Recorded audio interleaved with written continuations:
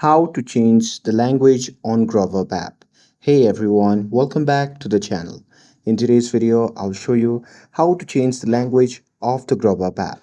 So now, without further ado, let's get started. So here to tell you, Grubhub doesn't have a built-in language settings.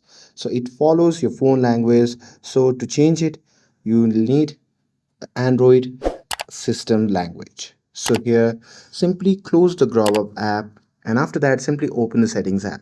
And now here, once you're inside the settings, simply scroll down, and there you can see the option labeled as additional settings. So simply tap on it, and now here, once you're inside the additional settings, there you can see the option labeled as languages and input. So simply tap on it, and now here, once you're inside this section, just tap on languages at the top.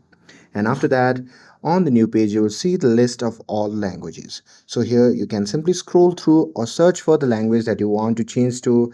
And now here, once you have selected the language, it will be automatically converted to that language. And that's it. That's how you can change language on the Grubhub app.